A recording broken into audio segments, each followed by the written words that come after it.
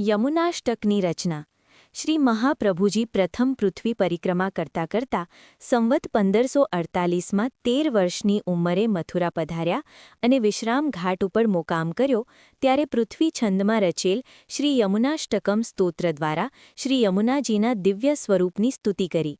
આ સ્ત્રોતના પહેલા 8 શ્લોકમાં શ્રી યમુનાજીના 8 ઐશ્વર્યોનું, તેમના અલૌકિક અદ્ભુત સ્વરૂપનું અને તેમના દિવ્ય ધર્મનું વર્ણન કર્યું છે.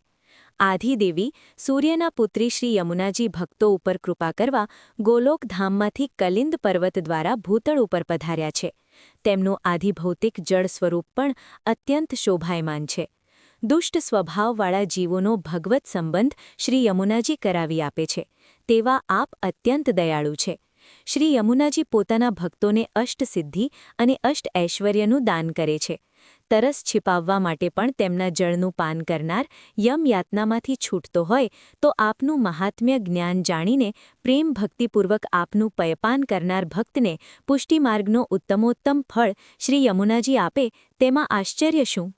શ્રી મહાપ્રભુજીના 84 વૈષ્ણવો પૈકીના કિશોરીબાઈ આ ગ્રંથના ચોથા શ્લોકનો શ્રદ્ધાપૂર્વક અહર્નિશ કરતા હતા. એમને શ્રી યમુનાજીએ સ્વયં પધારી અલૌકિક ફળનું દાન કર્યાનો પ્રસંગ આપણે જાણીએ છીએ. આવા શ્રી યમુનાષ્ટકનો અર્થના અનુસંધાન સાથે હંમેશા પાઠ કરવાથી મળનાર અલૌકિક ફળ શ્રી મહાપ્રભુજીએ છેલ્લા 9મા શ્લોકમાં બતાવ્યા છે. સર્વ વૈષ્ણવને જય શ્રી કૃષ્ણ.